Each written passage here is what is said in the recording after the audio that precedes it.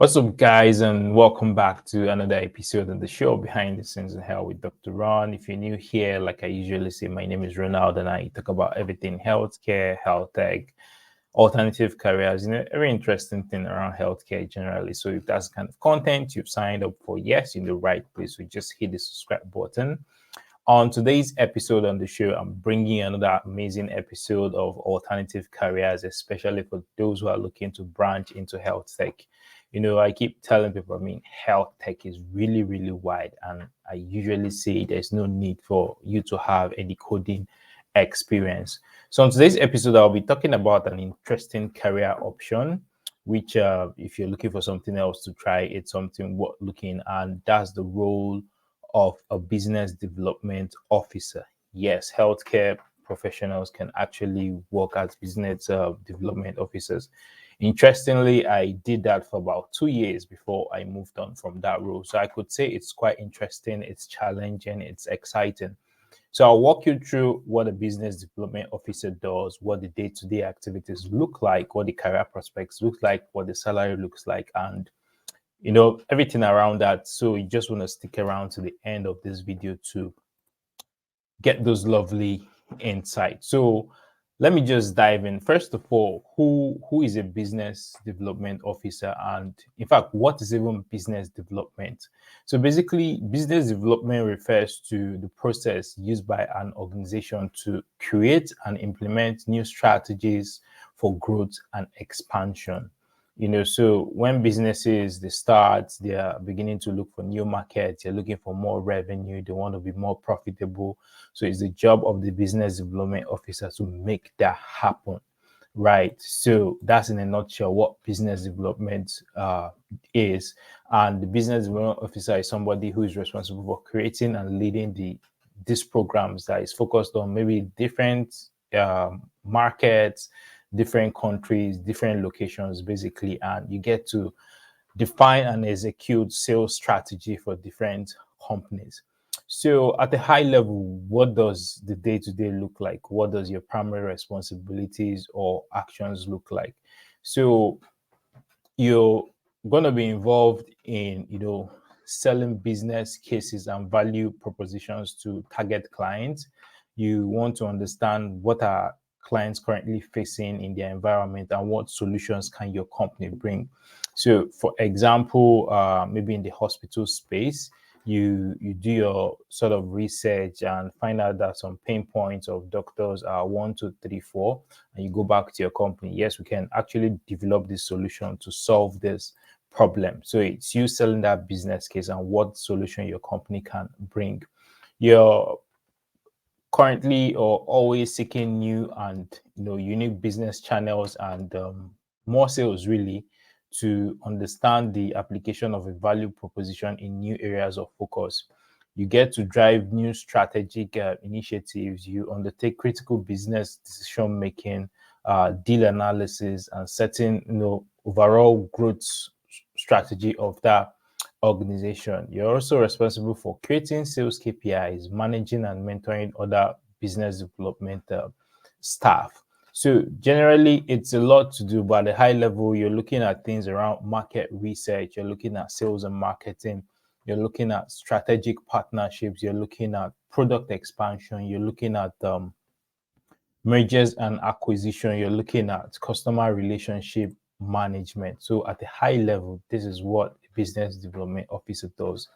And looking back to, again, there are transferable skills from medicine or healthcare in generally into this space of business development. So there's no cause for alarm. I did it. So you can also do it. So what are the skills and qualifications needed for you to operate efficiently or effectively as a business development officer?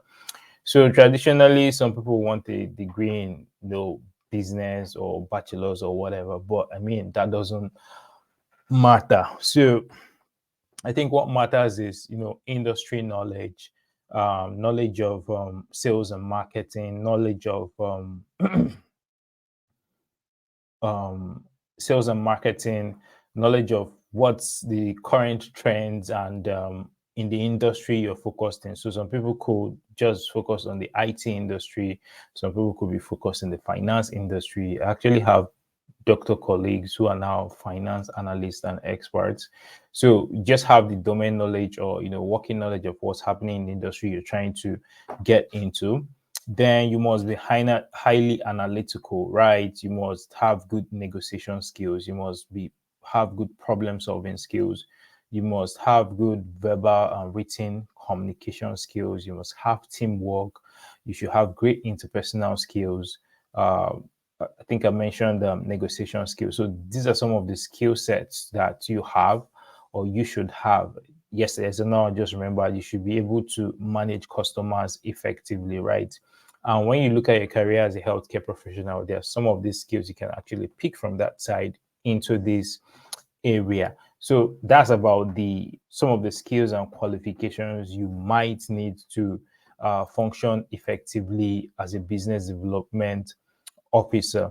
So, I mean, sometimes you could also go for interviews. Some people will still, have other expectations of you in terms of what they're looking to get from you. And another thing worth mentioning is there's a lot of travel time, involved as a business development officer or lead or manager because you're always, prospecting, looking for new clients and all of that. You're always almost on the road. I remember in my role, in fact, I was on the road most of the time, traveling to Port Harcourt, Aba, Akwa Ibom, Uyo, Delta State, Anambra, Calabar, because I was covering the south and southeast region. So it kept me on the road. Yes, it was interesting, but that also has its own downsides in terms of risk, considering the insecurity situation in the country. So bear in mind that there's a lot of travel time involved. You should also have good listening skills because you need to be able to listen to pick out the salient points in conversations and all of that. So those are some of the skills and qualifications you might need. So in terms of salary expectations, right? In Nigeria, you should be looking at the range of about 126 to 150K per month as a business development officer, entry level, I think, because I think then I was earning about 140,000 naira per month. I can't remember the exact value, but around that range. If you're in the UK, you should be looking at between 30K to 45,000 pounds per annum. If you're in the US, you should be looking at a range of 64,000 to 101,000 with a median of around that 60 to 80K range. So that's basically some of the expectations you see in Nigeria, UK, and US. Now, a lot of persons we wonder or worry about what the career opportunities look like, what's the growth trajectory looking like as a business development officer. It's quite promising, it's quite exciting. So, from being a business development officer, you can move to a senior business development officer, and from there, you can move to a business development manager. You can move to head of business development. You can become a director of business development, and you can even become a vice president of business development. So you can see the wide range of roles and positions that you can obtain, and of course, they come with bigger compensation packages and all of that. So if this is something you're looking to explore, right? I don't think you should waste any time. Just get into it. A lot of companies are looking for BDOs. You can work in healthcare, you can work in finance, you can work in tech, you can work in anywhere, literally. For example, now hospitals are looking for how do they get new clients, how do they make new businesses or seal new deals and all of that. And that's the work of the business development officer. So I'll just stop it at that. So if you enjoyed this session, please give us a like. Don't leave without subscribing to the channel. We're always open to sponsorships, to collaborations. If you're ready to do any of that, just send me an email. You can see it on my screen. I tweet regularly from Twitter.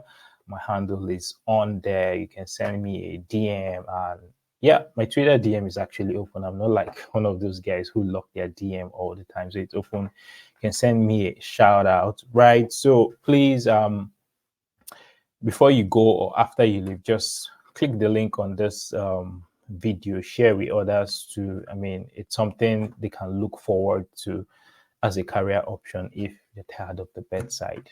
I didn't say that. So until I come your way next episode, I still remain your host, Dr. Ron, and stay safe and bye for now.